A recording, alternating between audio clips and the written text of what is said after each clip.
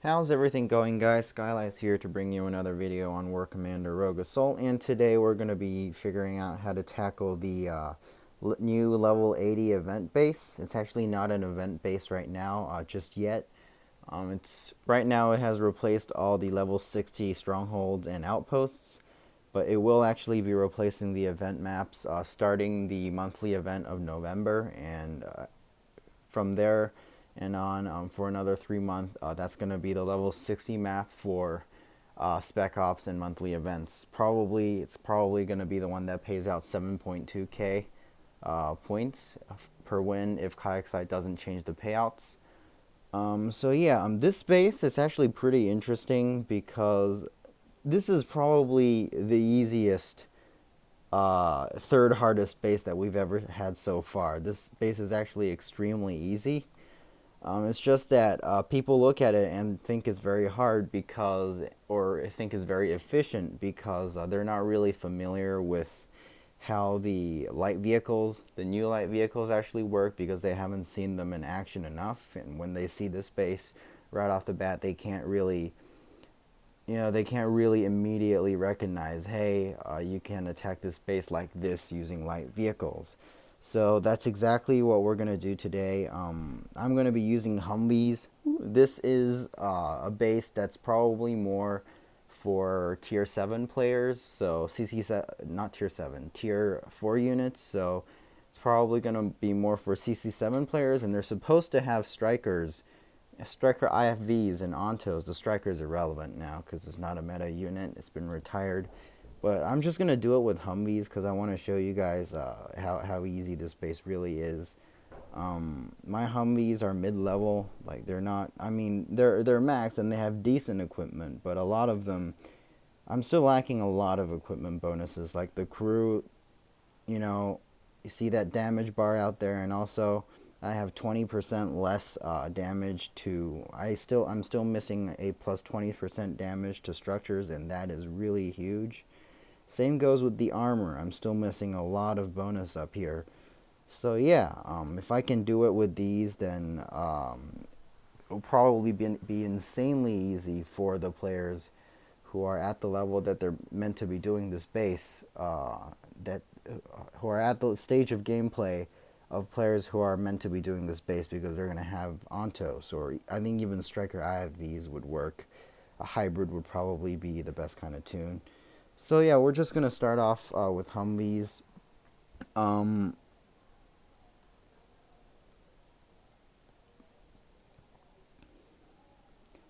Something to know if you're using Humvees is that you'll probably take a little bit more damage because there's a lot more units per squad, which makes your squads spread over a much wider area, which makes them much more susceptible to splash damage, especially after you move them around for a bit and they start to spread out. So be sure to get to a safe zone and reset your squad formation every once in a while, something like that.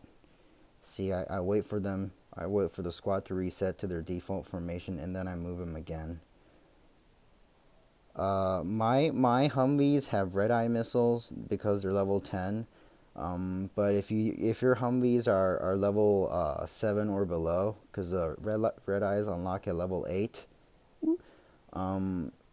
the main weapon on the Humvee can target helicopters. They just can't target drones.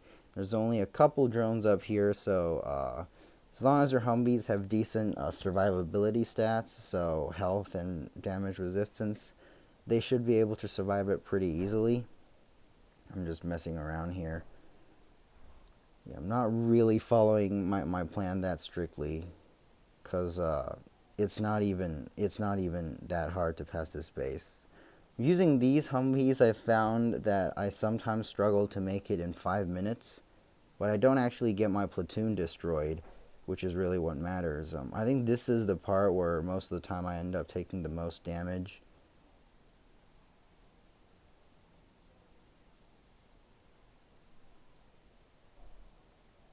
Okay, this one did not go very well, but this is essentially the absolute hardest portion of the attack. The rest is just you know, keep your Humvees moving, and they're basically just invincible. Because, like, if you can't destroy turrets in one pass because your Humvees don't have enough firepower, if you haven't upgraded them as much as mine, which mine is really not even that upgraded, what you can do is just circle back around, because, like, there's always going to be a path for that. This map is so open, it's very easy to find a path where you can just infinitely circle the same area of the base over and over and over again. And eventually you're going to get those targets that you're trying to kill. Okay, so I was trying to do a reset right there without completely stopping my movement, because I don't like doing that, since basically what that does to you is you don't want to stop in the middle of combat. And I'm not completely familiar with this base, so not even so sure a lot of the time. Not even so sure a lot of the time whether I'm in range of a peacemaker, because it doesn't really matter that much. Except for taking out the Gustav, you have to park in kind of a specific spot to not get hit by the peacemaker over here and the one up in the corner next to the airfield. Other than that, it's really not that much pressure, because you can just keep your Humvees moving. The Gustav is really the only part where they actually have to sit still. And that's where you also take a lot of damage, because there's a tank coming in, there's an Abrams coming in, and there's also machine gunners next to the barracks, and machine gunners spawning out of the barracks. So we're going to surrender here just because I know we're going to run out of time. I've ran this base before, and it always comes down to, like, not having enough time to take out the last few targets. And, you know, when you know that you're going to have to do 2 runs or multiple runs on okay, that was a little bit more expensive than usual, but if you're a little bit more careful, it's not going to be as high as that. You basically, if you're doing multiple runs, you want to make all of your surrenders happen as early as possible, so that on the next deployment you can take out the remaining targets using with more units alive, and that's more efficient, because if you're taking down turrets faster, you're less likely to take. You're likely also taking less damage, which is something that you really want to do. So I probably could have surrendered even earlier, so that I get all 25 of my Humvees back earlier as well. But that's no big deal. This is incredibly easy anyways, so yeah. Something that to keep in mind when you try to reset your light vehicles is the orientation they're facing. See, for example, right now my light vehicles are in a squad formation, in the shape of their default squad formation, which is the best that we want, but they're not really facing the same direction, so I'm going to correct them by just moving them forward a little bit. And then also, if you're about to get into range of a turret, pull them backwards and try to get them moving from further away, because if you try to start moving right at the edge of a turret's range, right outside of a turret's range, what's going to happen is, what can I say?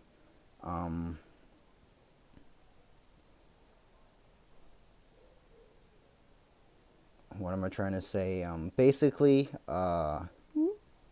you're, like, once the turret starts firing, and it's going to start firing very soon, your Humvees might not be up to speed to actually dodge the shots that they should be able to when they're moving at full speed. But they have to be moving at full speed, so that's something to watch out for. I can actually run into the railguns and just take them out with my Humvees, but if your light vehicles can't really do that, this is what you can do. That's why I did it right here. It's basically the only place that you'll ever have to use the Reapers. And this War Factory is the last thing. Yeah, this is a pretty sloppy attack. You can obviously make it faster than I have. I mean, I spent a lot of time just letting my Humvees, like, you know, sit in one place so that I can explain how to do stuff. Yeah, and also we're gonna do another run with Ontos just to show you guys how easy it really is.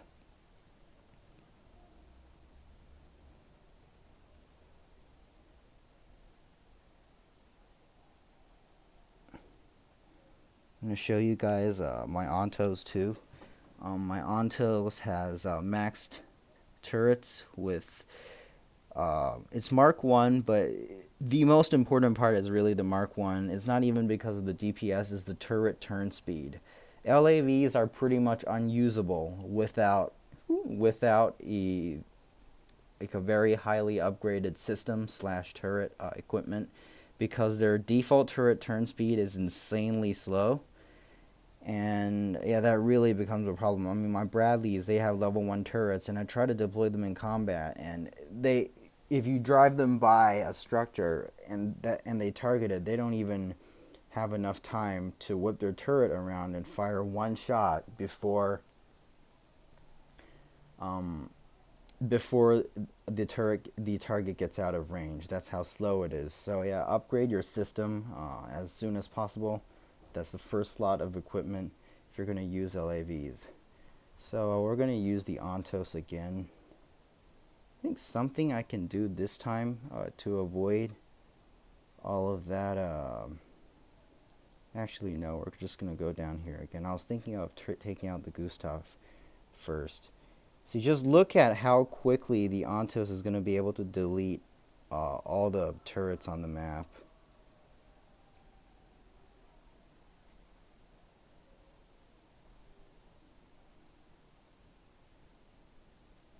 Okay, that's interesting.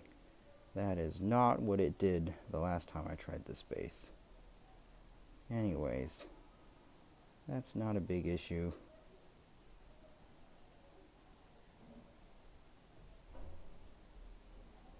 No, no, no, no, no, no, I did not want to do that.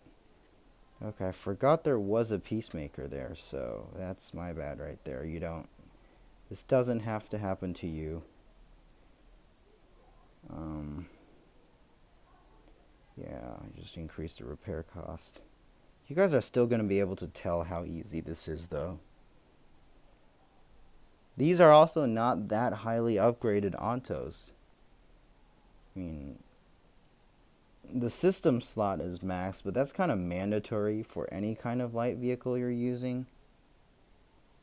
Miss.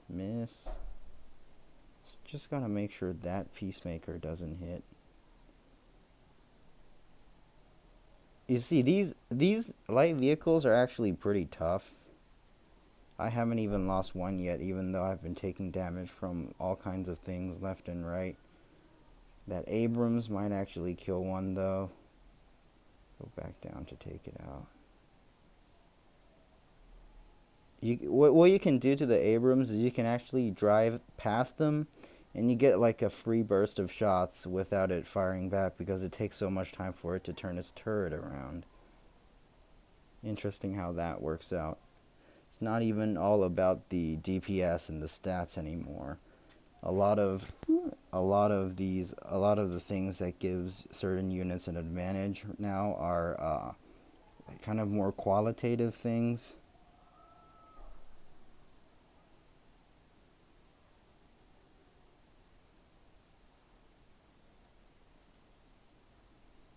Okay, that's interesting. I somehow failed to take out. I'm surprised that my Ontos are still all alive. They've taken damage, but they're all still alive, so I don't lose any DPS. That's very interesting.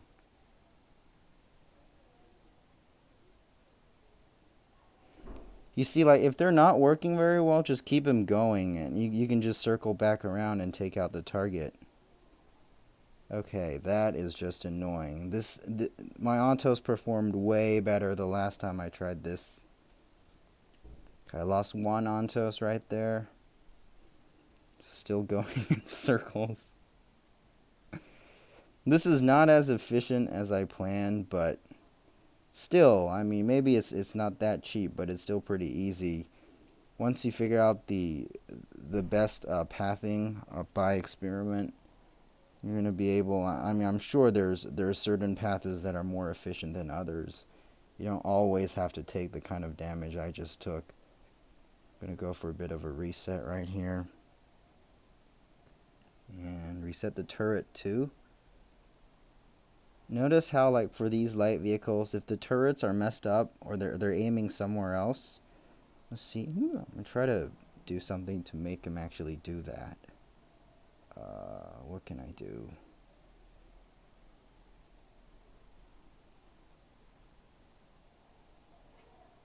Yeah, something like that. Notice how the turrets are facing the sides. What you can do, if you target something, the turrets are going to reset to center, so that when you're engaged in the next target, it's actually not gonna waste a lot of time trying to turn back around, because chances are that the target is going to be in front. So yeah, if that's the case, then obviously that's the most efficient way. You want your turrets to be facing the front as you approach the target. Yeah, with Ontos you can just go past those two railguns. It's not even that dangerous. And I kind of still ran out of time. With Ontos I can do it in one run, but I wasted a lot of time just showing off like what you can do.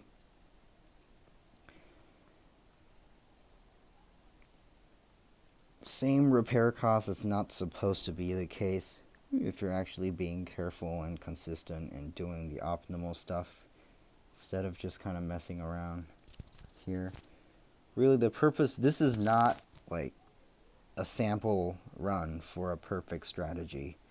This run is neither well planned or planned at all, nor properly executed. So yeah, this is what this is.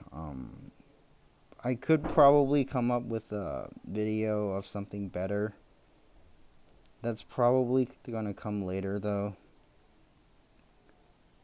Figure out exactly which are the best units that I can use, like the most relevant to you guys.